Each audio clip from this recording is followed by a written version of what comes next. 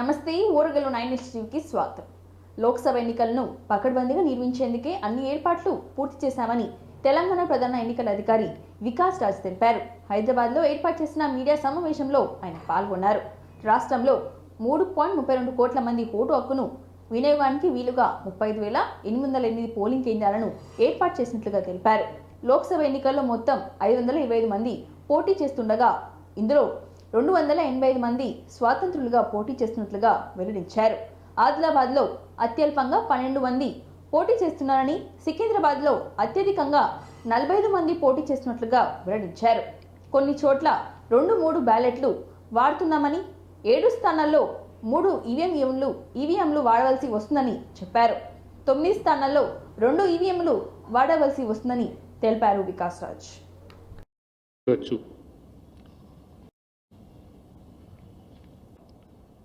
Election duty certificate తీసుకొని same కాన్స్టిట్యుయెన్సీలో చేస్తారు.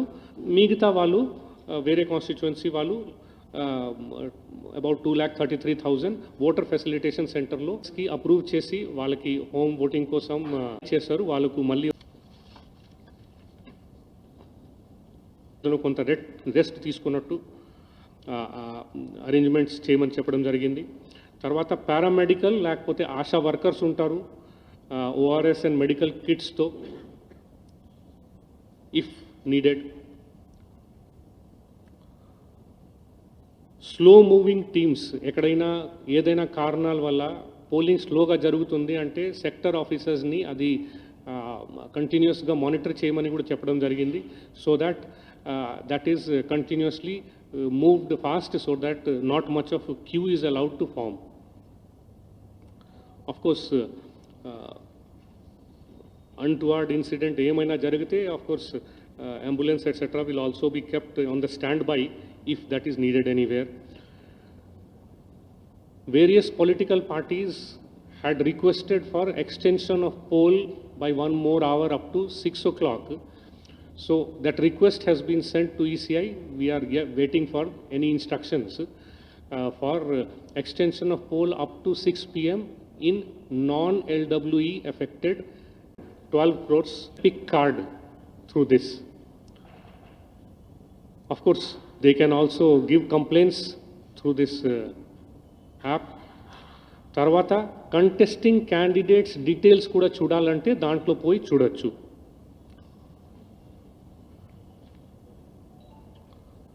Similar facilities are there in the voter portal also, which is web based. Voter helpline of course is mobile application. C vigil గురించి నేను ఇంతకు ముందు కూడా చెప్పాను. KYC mobile app ద్వారా candidates details తెలుసుకోవచ్చు, ఇంక్లూడింగ్ వాళ్ళ criminal antecedents or any other details. As far as affidavits filed by the candidates is concerned, people can see or download affidavits from the affidavit portal. ఈ affidavit portal detail నేను ఇస్తాను. So Pandurangarao గారు release చేయండి. Saksham app ద్వారా పీడబ్ల్యూడి voters can request for wheel chair. They can request including preparing off to do this monitoring area dominations and taking action against the people who have spread that. దేశంలో రాజ్యాంగాన్ని రద్దు చేసేందుకే కుట్ర జరుగుతుందని CM Revanth Reddy అన్నారు. ఇందుకు సంబంధించిన పూర్తి ఆధారాలు తన దగ్గర ఉన్నాయని సాయంత్రం 4 గంటలకు ప్రెస్ మీట్ పెట్టి చెప్తానని తెలిపారు. దేశంలో బీజేపీ రిజర్వేషన్లు తీసేయాలని కుట్ర జరుగుతుందని ఆరోపించారు. కులగణన మోడీ ఒప్పుకోలేదని, కాంగ్రెస్ అధికారంలోకి వస్తే బీసీ కులగణన చేస్తామని రాహుల్ గాంధీ చెప్పారని తెలిపారు. దేశ సంపదను మోడీ ఆదానికి అంబానీకి దోచి పెడుతున్నారని ఆరోపించారు. కోర్టులో నిర్వహించిన కాంగ్రెస్ పార్టీ జనజాతర సభలో రేవంత్ రెడ్డి పాల్గొన్నారు. ఈ సందర్భంగా ఆయన మాట్లాడుతూ ఎస్సీ ఎస్టీ మైనారిటీలకు కాంగ్రెస్ న్యాయం చేయాలని చూస్తుందని తెలిపారు. రాజ్యాంగాన్ని మార్చేందుకే బీజేపీ 400 సీట్లను అంటుందని ఆరోపించారు. ప్రశ్నించేందుకు తనపై మోడీ అమిత్ షా కుట్ర చేశారని సీఎం రేవంత్ రెడ్డి అన్నారు.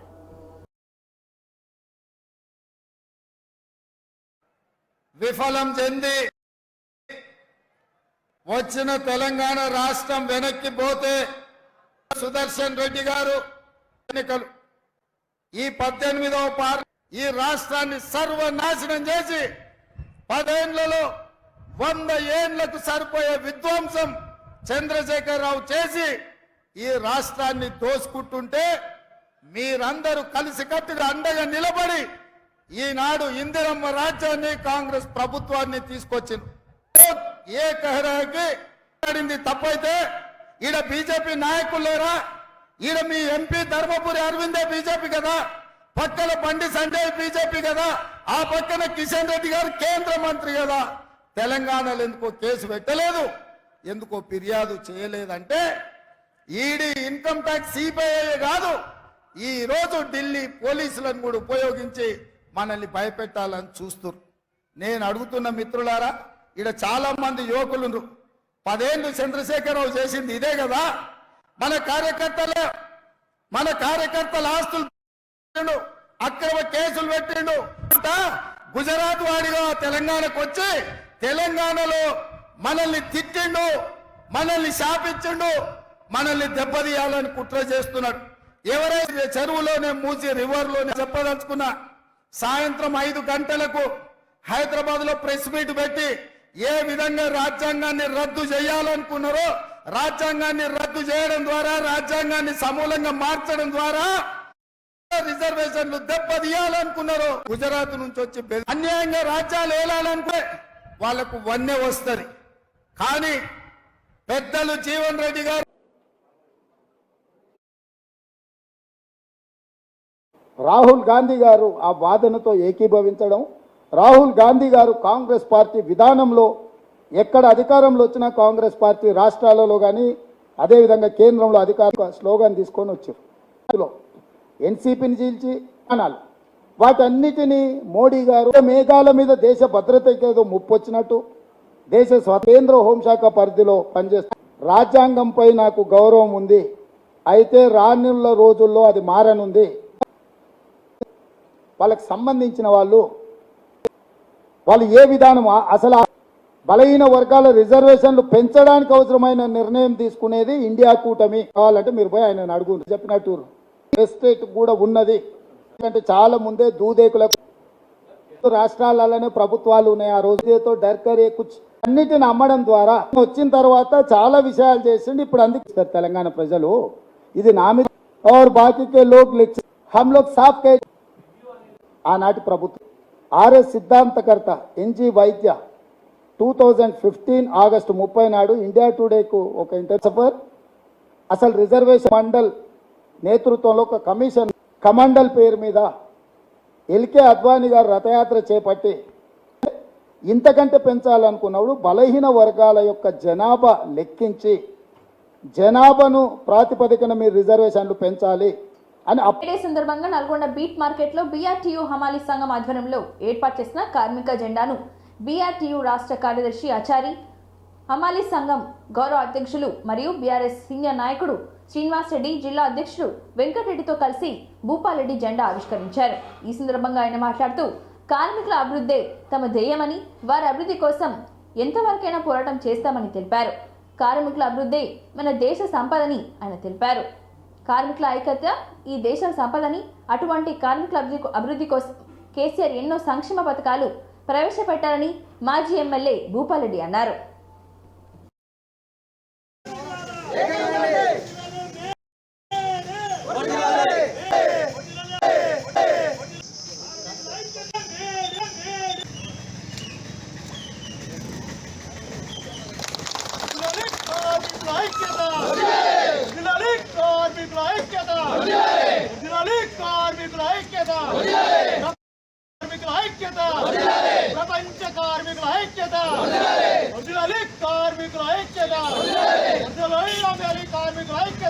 ఏపీలో అసెంబ్లీ, పార్లమెంట్ ఎన్నికలకు సమయం ముంచుకొస్తున్న తరుణంలో రాజకీయ వేడి వాడిగా చేరుతోంది. అధికార ప్రతిపక్షాల మేనిఫెస్టో కూడా ప్రకటించిన నేపథ్యంలో ఇరు వర్గాల మధ్య మాటల యుద్ధం మరింత ముదిరింది. నేతలంతా ప్రచారంలో మునిగిపోవడంతో విమర్శ ప్రతి విమర్శలకు రాష్ట్రం హోరెత్తుంది. ఈ క్రమంలో పాకాయరావుపేటలో ఎన్నికల ప్రచారంలో పాల్గొన్న సీఎం జగన్ టీడీపీ అధినేత చంద్రబాబును ఉద్దేశించి ఘాటైన వ్యాఖ్యలు చేశారు. తాను భూములు లాక్కుంటారని చంద్రబాబు దుష్ప్రచారం చేస్తున్నారని, జగన్ భూములు ఇచ్చేవాడు తప్ప లాక్కునేవాడు కాదని అన్నారు. చంద్రబాబు పేరు చెప్తే ఒక్క మంచి పని కూడా గుర్తురాదని విమర్శించారు సీఎం జగన్. ఇంతటి ఆప్యాయతలు చూపిస్తా ఉన్నా నా ప్రతి అక్కకు, నా ప్రతి చెల్లెమ్మకు అభివృద్ధి. బాబును ఓడించడానికి ఆయనకింత పిచ్చి కోపం మన మీద ఎందుకు వస్తా ఉంది అనంటే దానికి కారణం ఈ 59 నెలలుగా గతంలో ఎప్పుడూ జరగని విధంగా, గతంలో ఎప్పుడూ చూడని విధంగా ఈ 59 నెలల పాలనలో మీ బిడ్డ విప్లవాలు తీసుకొచ్చాడు కాబట్టి ఆయనకు పిచ్చి కోపం వస్తా ఉంది మన మీద. మీరందరూ కూడా ఆలోచన చేయమని అడుగుతా ఉన్నా. గతంలో ఎప్పుడూ చూడని విధంగా ఇవాళ నేను చెప్పబోతా ఉన్న అంశాలు గతంలో ఎప్పుడూ చూడని విధంగా జరిగాయా లేదా అన్నది మీరే ప్రతి ఒక్కరూ కూడా. మొట్టమొదటిసారిగా పిల్లల చేతుల్లో టెక్స్ట్ బుక్లలో బైలింగ్వల్ టెక్స్ట్ బుక్స్ ఇచ్చే కార్యమే కాదా అని అడుగుతా ఉన్నాడు మీ బిడ్డ. ఇవన్నీ విప్లవాలు అవునా కాదా అని చెప్పి మిమ్మల్ని అందరినీ కూడా అడుగుతా ఉన్నా. ఆహనమిత్ర, మీ ఇంటికి ఎవరి చుట్టూ తిరగాల్సిన పని లేదు అని ఎవరైనా మీకు చెప్తే అడుగుతా ఉన్నాడు మీ బిడ్డ.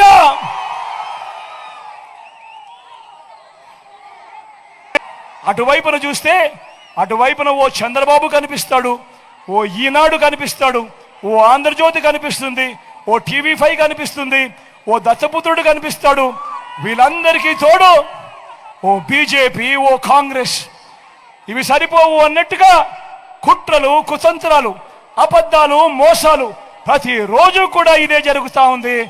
గమనించమని చెప్పి మీ అందరినీ, ఆ అవ్వాతాతలకు ఇంటికి 5,000 సర్వేలను పెట్టి 2014 అక్క, ఇది గుర్తుందా మీ అందరికీ?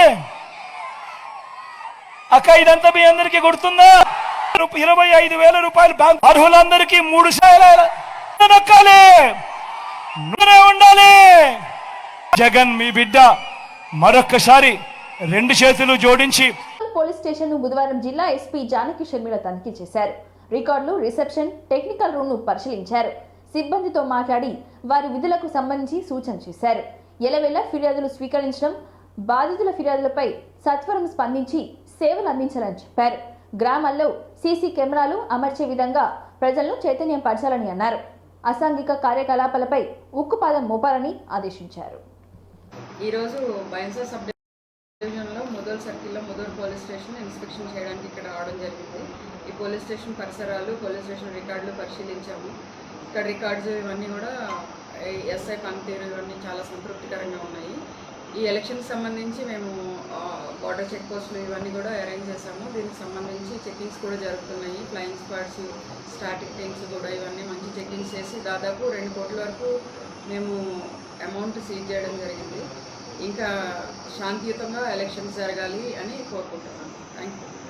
పసుపు రైతులకు ఇచ్చిన హామీల మేరకు స్పైసెస్ బోర్డ్ ఆ అయోధ్య రాముడి ఆశీస్సులతోనే సాకారమైందని ఎంపీ ధర్మపురి అరవింద్ అన్నారు. పార్లమెంట్ ఎన్నికల్లోని భాగంగా నందిపేట్, డోకేశ్వర్ మండలాల్లో ఎమ్మెల్యే రాకేష్ రెడ్డితో కలిసి ప్రచారం నిర్వహించారు.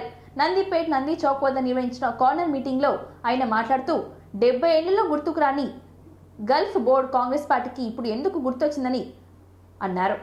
ఇప్పుడు గుర్తు రావడం కూడా సిగ్గుచేటని ఆయన విమర్శించారు. మోడీ విజన్ ఉన్న నాయకుడని, ఆయన అడుగుజాడల్లో రైతు ముందుకు వెళ్తున్నారని అన్నారు. కేంద్ర హోంమంత్రిపై ఫేక్ వీడియోలు సృష్టించిన కేసులో రేపు మాపో కాంగ్రెస్ వాళ్ళే సీఎం రేవంత్ రెడ్డిని జైలుకు పంపబోతున్నారని అన్నారు. ఎమ్మెల్యే రాకేష్ రెడ్డి మాట్లాడుతూ 3 నెలల్లో పెన్షన్లు, ఇల్లు ఇచ్చే బాధ్యత నాదే అని ఆయన అన్నారు. ముఖ్యమంత్రి రేవంత్ రెడ్డి నిజంగా హిందువు అయితే 60 ఏళ్లుగా శ్రీరాముణ్ణి టెంట్ కింద ఎందుకు ఉంచారో చెప్పాలని డిమాండ్ చేశారు. ప్రధానమంత్రి తెలంగాణకు వస్తే గుజరాత్ నుంచి ప్రధానమంత్రి వచ్చిండంటాడు. ఈయన పాలమూరుకి వెళ్ళి వచ్చిండా?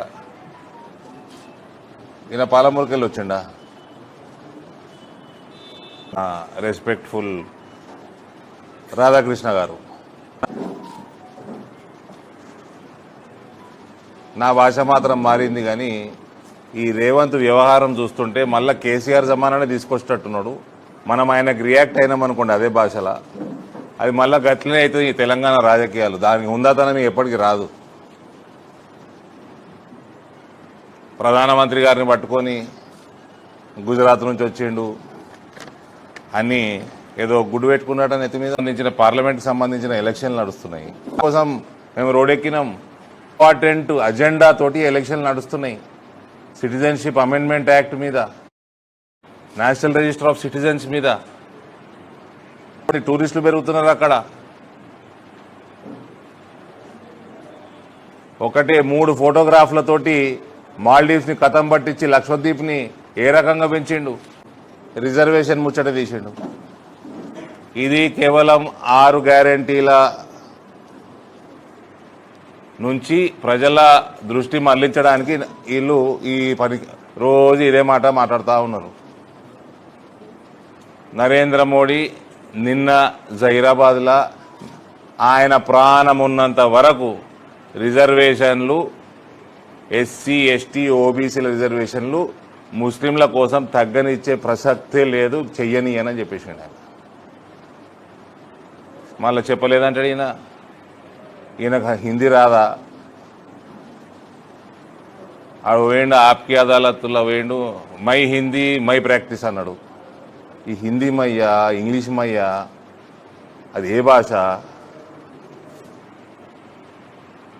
What kind of chief minister ఇది? సమస్యలు ఏమున్నాయి దేశంలో? మీ స్టాండ్ ఏంది?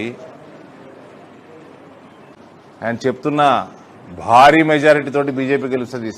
50 ముస్లిం రిజర్వేషన్ తీసేస్తా అన్నాడు నరేంద్ర మోడీ. ఫస్ట్ ముస్లింలకు రిజర్వేషన్ కల్పించండి ఈడబ్ల్యూఎస్లా, చెరుకు రైతులకి. ప్రభుత్వం రాగానే చెరుకు ఫ్యాక్టరీలు తెరిపిస్తా అన్నాడు. ఎలక్షన్లలో ప్రభుత్వం రాగానే చెరుకు ఫ్యాక్టరీలు తెరిపిస్తా అన్నాడు. ప్రభుత్వం వచ్చినాక కమిటీ వేసాడు. నేను కుల్లా చెప్తున్నా,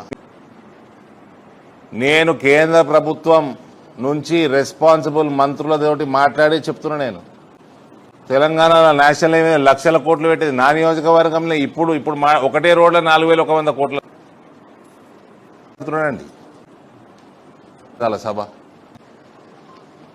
ఇంకేమైనా ఉన్నాయా? రుణమాఫీ చేస్తే రైతులట సమాజ నిర్మాణం కోసం పునాదిరాలు వేస్తూ తమ రెక్కల కష్టాన్ని చాటుకోకుండా తమలోనే దాచుకుంటున్న కార్మికులకు మేడే శుభాకాంక్షలు తెలియజేశారు పశ్చిమ శాసనసభ్యులు నాయని రాజేందర్ రెడ్డి. కాజీపేటలో మేడే సందర్భంగా వరంగల్ పశ్చిమ శాసనసభ్యులు Nayani Rajender Reddy try city auto driver union మరియు కాజీపేట్ ప్రైవేట్ ఎలక్ట్రికల్ యూనియన్ అధ్యక్షులు లారెన్స్ ఆధ్వర్యంలో జరిగిన కార్యక్రమంలో పాల్గొని కార్మిక జెండా ఆవిష్కరణ చేశారు. అనంతరం ఈ కార్యక్రమంలో లారెన్స్ గిఫ్ట్గా టిఫిన్ బాక్సులు పంపిణీ చేశారు. ఫాతిమా నగర్ కాజీపేటలో 61 డివిజన్లో మేడే సందర్భంగా శాసనసభ్యులు నాని రాజేందర్ రెడ్డి జెండా ఆవిష్కరణ చేశారు.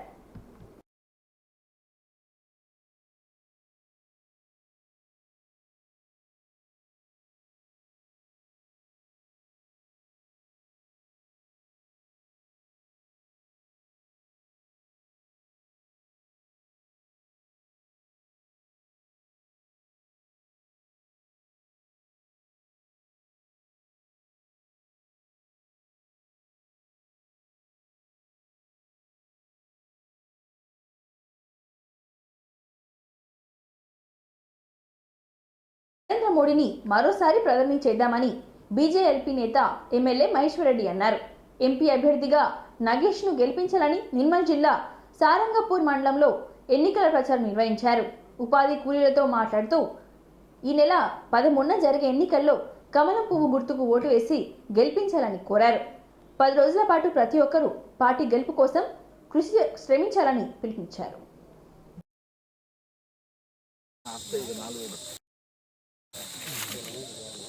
అందరికి మీకు కూడా 2000 మహాలక్ష్మి కింద ఎట్లా ఇయ్యాలో చూస్తాం. వెళ్ళి పెడుతున్నా నేను బాగున్నారా? బగ్గలాడు తాటలు మా గుర్తు రైతుల గుర్తులేదు కానీ మాకు గుర్తున్నది ఈ బగ్గలాడు మరి తాటకంటే లేదు లాస్ట్ పోయిండు.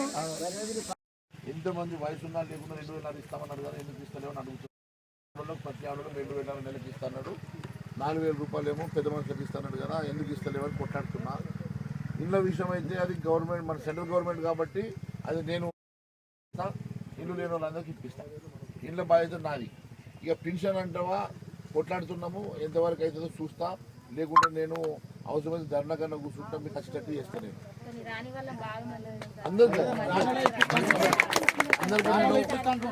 అందరికీ నేను మాట ఇచ్చినమ్మా. నేను ఆ రోజు చెప్పినా, ఈరోజు చెప్పినా, మీకు మాట ఇచ్చిన. నేను గవర్నమెంట్ ఉంటే నా చేతిలో పని ఈయన రాసిస్తుండే నేను అందరికీ అవమ్మా. అయితే వాళ్ళు మనకు ఇష్టమని చెప్పి మోసం చేస్తున్నారు. ఇప్పుడు మనం గవర్నమెంట్ లేవమ్మా. నేను మీకోసం కొట్లాడుతున్నా. మీరు చూస్తున్నారు కదా, టీవీలో అయితే కనబడుతున్నా, టీవీలో చూస్తున్నారు కదా, నేనైతే ముఖ్యమంత్రిని కూడా కొట్లాడుతున్నా. నేను ఆంధ్రప్రదేశ్ మనిషి అయినా కూడా నేను మీరు ఇచ్చిన బలంకి నేను అడగ కొట్లాడుతున్నా, మీకోసమే తిప్పలబడుతున్నా. నేను అందరికీ పెన్షన్ ఇవ్వమంటు, అది కూడా మోసం చేస్తున్నాడు. అప్పుడేమో ఇస్తానండి, ఇప్పుడేమో 2,000 ఇస్తా, 4,000 ఇస్తా, ఇల్లు ఇస్తా, ప్లాట్లు ఇస్తా, 100 చెప్పి గవర్నమెంట్కి వచ్చిన్నాడు. నేను అందుకే చెప్తున్నా, మీకు ఖచ్చితంగా మీకోసం నేను మీకు రావాల్సిన ప్రభుత్వంగా నచ్చేది ఈడదాకా వస్తే మీ ఇంటి దాకా చేస్తుంది నా జిమ్మదారి. అది ఈడదాకా రాకుండా ఆపితే మాత్రం నేను కొట్లాడుతున్నా మీకోసమే. ఇక నాతో అయిన కాడికి మీకు తెలుసు, ఏ పని ఉన్నా నాతో అయిన కాడికి చేద్దాం, నేను సిద్ధంగా ఉన్నా. మీరు ఇంటికి వచ్చినా మీకు తెలుసు, మీరు ఎవరు వచ్చినా, ఆ రోజు పోలీసులు లేరు, ఈ రోజు పోలీసులు లేరు, నేను గెలిచిన పోలీసులు లేరు. ఆ రోజు మీరు ఎవరు వచ్చినా అమ్మా, మీకు ఏ కష్టం ఉన్నా ఏమున్నా నా కాడికి రండి, నేను చేస్తాను. ఆ రోజు చెప్పినా, అప్పుడు చెప్పినా, నేను ఆ రోజు చెప్పినా, ఈ రోజు కూడా చెప్తున్నా. మీకు పెద్ద కొడుకు కన్నా పెద్ద కొడుకు లెక్కుంటున్నా. మీకు ఏ తిప్పాలున్నా నా కాడికి రండి, నాతో ఆయన కాడికి, ఎమ్మెల్యేగా నాతో ఆయన కాడికి నేను పనిచేస్తాను. ఇప్పుడు గవర్నమెంట్ మొత్తం ప్రచారంలో భాగంగా నల్గొండ జిల్లా కోర్టు బార్ అసోసియేషన్ సమావేశంలో మాజీ మంత్రి జానారెడ్డితో కలిసి ఆయన పాల్గొన్నారు. ఈ సందర్భంగా నల్గొండ కాంగ్రెస్ ఎంపీ అభ్యర్థి రఘువీర్ రెడ్డి మాట్లాడుతూ, ఎంపీగా గెలిస్తే నా తొలి ఎంపీ ల్యాండ్స్ నుంచి నిధులు న్యాయవాదులకు అభివృద్ధికే కేటాయిస్తానని అన్నారు. ప్రజలను చైతన్యవంతం చేయడంలో అడ్వకేట్ల పాత్ర చాలా కీలకమైందని, అటువంటి వారు నాకు మద్దతుగా నిలవడం చాలా సంతోషకరమని ఆయన అన్నారు. ఈ కార్యక్రమంలో జిల్లా బార్ అసోసియేషన్ అధ్యక్షులు వెంకటరెడ్డి, జనరల్ సెక్రటరీ లింగయ్య గౌడ్ తదితరులు పాల్గొన్నారు.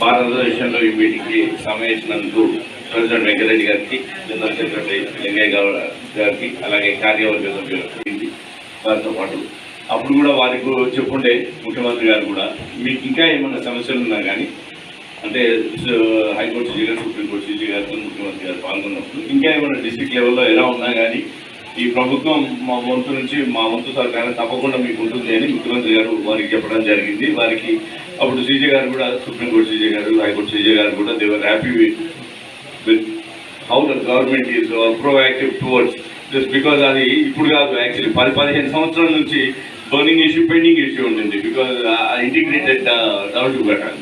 అది ఇక్కడనే కాదు, ఇలాంటిది ప్రతి రాష్ట్రంలో చేయాలని ఉండే, కానీ మొట్టమొదటిసారిగా తెలంగాణ రాష్ట్రంలోనే మనం దానికి ఒక డెసిషన్ తీసుకొని దానికి ఫండ్స్ అలోకేట్ చేసి, ల్యాండ్ అలోకేట్ చేసి వాళ్ళకి ఇచ్చేయడం జరిగింది. ఇట్స్ డిజైనింగ్ ప్రాసెస్ అన్నారు. అంతేకాదు, ఒక ఈ నల్గొండ ప్రాంత వాసిగా, నల్గొండ బిడ్డగా మీ అందరికి కూడా మాటిస్తున్నాం. మీ అందరికి కూడా తెలుసు, మీ అందరు కూడా విఘ్నులు.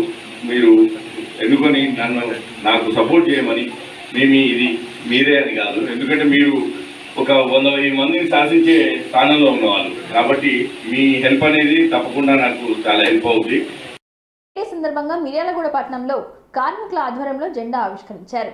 ఈ సందర్భంగా రాము నల్గొండ జిల్లా ప్రధాన కార్యదర్శి ఇండియా ఫార్వర్డ్ బ్లాక్ ఏఐఎఫ్బి మాట్లాడుతూ ప్రపంచ శ్రామిక వర్గ హక్కుల పోరాట దీక్ష దినం గుర్తుగా మేడే 1886 సంవత్సరంలో చెందిన కార్మికుల రక్తం నుండి పుట్టిన ఎర్రజెండా 8 గంటల పని దినం కోసం, పని భద్రత కోసం, పనిలో రక్షణ కోసం, జీవన ప్రమాణాల పెరుగుదల కోసం పోరాడి అనేక హక్కులు సాధించింది. మన దేశ శ్రామిక వర్గ గత 150 సంవత్సరాల పైనుండి అనేక పోరాటాలు చేసి అనేక హక్కులు సాధించుకుందని అన్నారు.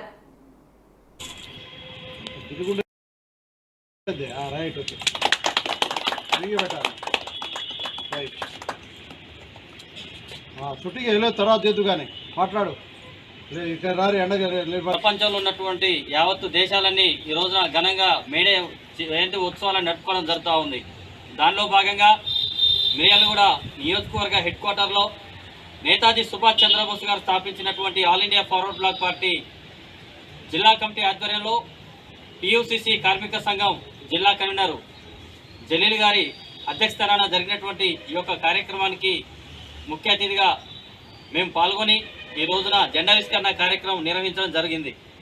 ఈ సందర్భంగా మేడే యొక్క ఉద్దేశం ప్రపంచంలో ఉన్నటువంటి కార్మికులందరూ కూడా ప్రతి ఒక్కరికి సమాన వేతనం పనికి తగ్గ సమాన వేతనం చెల్లించాలని, అదేవిధంగా కార్మిక చట్టాలను పునరుద్ధరించాలని, అదేవిధంగా 12 గంటల యొక్క పని విధానాన్ని 8 గంటలకి కుచించాలని చెప్పేసి పెద్ద ఎత్తున పోరాటం చేసి చికాగో నగరంలో నెత్తురు చిందించినటువంటి స్మరించుకొని మన యొక్క మేడే ఉత్సవాలు జరుపుకుంటూ ఉంటాం.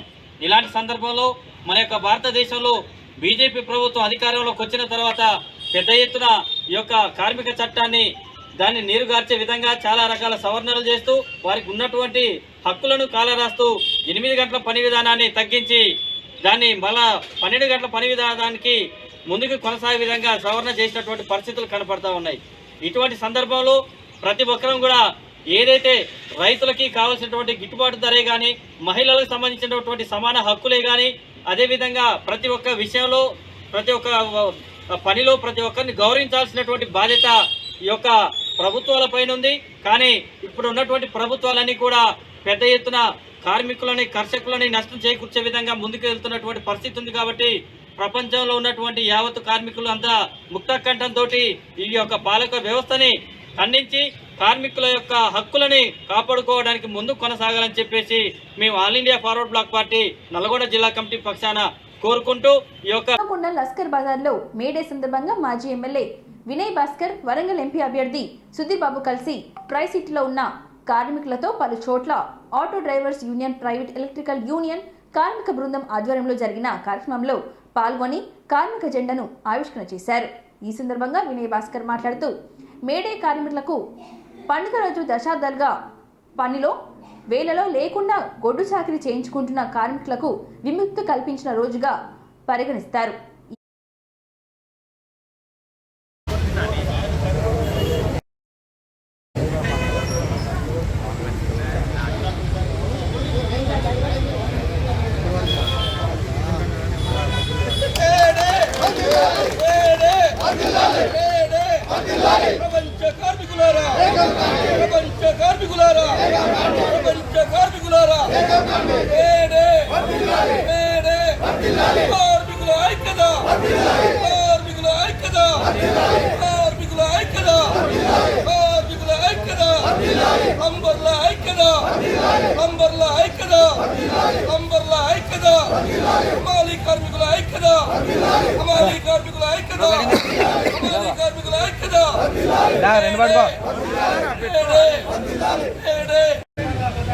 హన్మకొండ లష్కర్ ప్రాంతంలో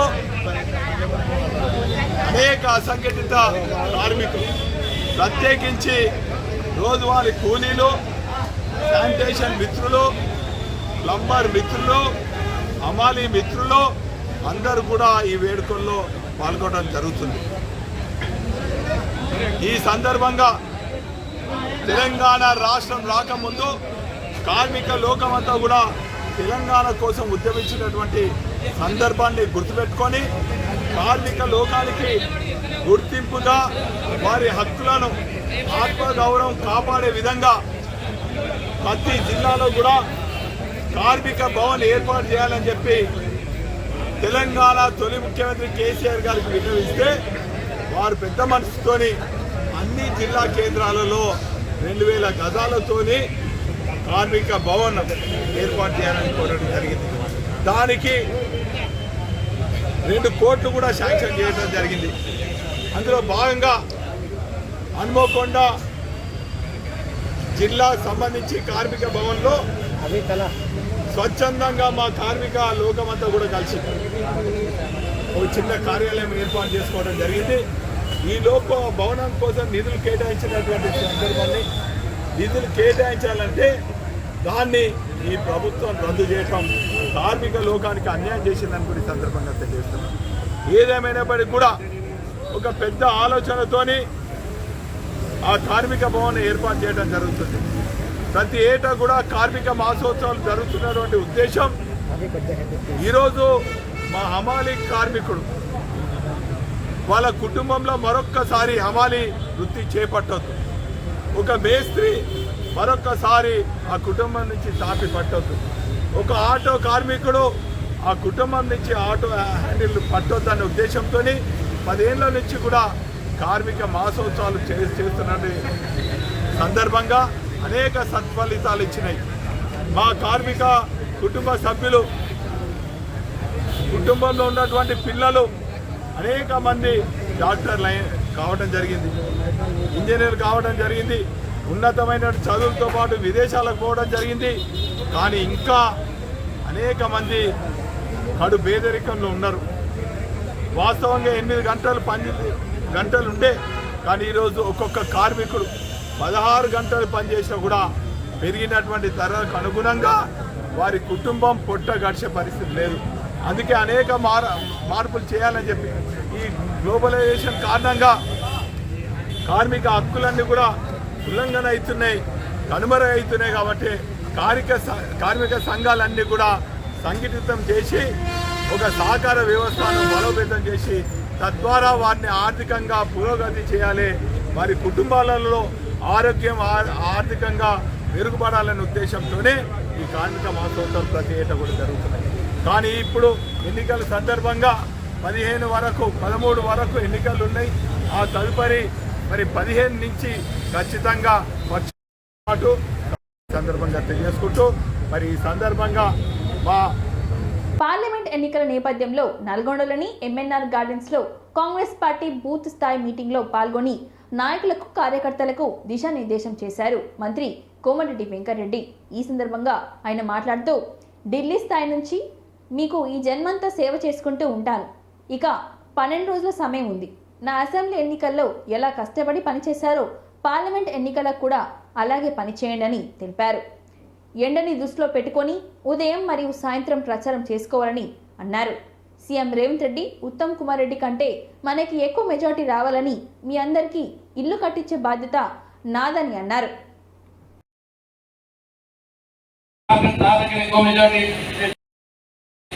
పోటీ పడుతున్నారు. పక్కకెళ్తే వాళ్ళ నాయక్ గారు మిగిలిన అన్నిటికంటే నాకు మొన్న 39,000 వచ్చింది, 30,000 32,000 వచ్చింది మెజార్టీ. కానీ ఈసారి 70-80,000 తెచ్చుకొని మిగిలిన నియోజకవర్గాల కంటే ఎక్కువ మెజార్టీ చేస్తా కాంగ్రెస్ పార్టీ గారు పోటీ పడుతున్నారు. ఇది ఒక రకంగా మంచి వాతావరణం. కాంగ్రెస్ పార్టీ పాలన ఎట్లా సాగుతుందో మీరు చూస్తున్నారు. ఈ రోజు దేశాన్ని ఎట్లా శాసించాలని చూస్తున్నారో మీరు చూస్తున్నారు.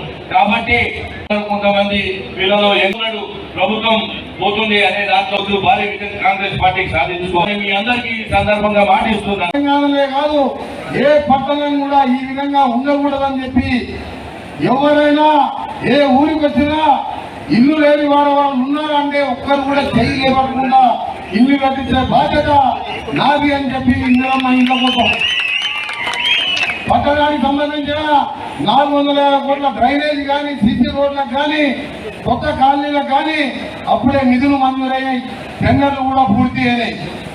అలాగే నీలగిరి నిలయం పేరు మీద 90 కోట్లతో ఒక పెళ్లిళ్ళు చేసుకోవాలన్నా ఏదైనా మీటింగ్లు పెట్టుకోవాలన్నా గడియారం చౌరస్తలో పనులు కూడా మొదలు పెట్టించిన హైదరాబాద్ లో కూడా అలాంటి కళ్యాణ మండపం ఎక్కడ లేదు. దాన్ని కూడా 1.5 సంవత్సరాల్లోనే పూర్తి చేస్తున్నాం. దాంతో పాటు అవుటర్ రింగ్ రోడ్ కూడా సాగర్కి వెళ్ళి NH 565 శాంక్షన్ చేయించిన నగరికల్ నుంచి సాగర్ వరకు మధ్యలో ఆగిపోయింది. నేను ఎంపీ కాగానే 4 నెలలు శాంక్షన్ చేయించి ఇవాళ 5 పాలకులు ఎక్కి సాగర్ అర్ధగంట పోయేటట్టు మీరు తిమ్మన్నగూడెం, సేలగంజగూడెం, షేర్లింగూడెం చూడండి ఎట్లయిందో రోడ్డు. అది టౌన్లోకి వెళ్ళిపోతే సావర్కర్ నగర్ కానీ రామగిరి కానీ అన్ని దేవరకొండ రోడ్డు కూడగొట్టవలసి అని చెప్పి జైల్లో మీ అందరికీ చెప్తున్నా, పాత వాళ్ళకి గౌరవం గ్యారంటీ ఉంటుంది, కొత్త వాళ్ళకు కూడా గౌరవం ఉంటుంది. కానీ పాత కొత్త వాళ్ళు కూడా నా దగ్గరికి వచ్చి హైదరాబాద్కు జాయిన్ కామంటే మీరు ఊర్లో మాట్లాడుకొని జాయిన్ కాకపోతున్నారు. ఇంతటితో ఈ వార్తలు సమాప్తం. మరిన్ని వార్తలతో మళ్ళీ కలుద్దాం. చూస్తూనే ఉండండి ఓర్గల్లు 9 నేషనల్ టీవీ.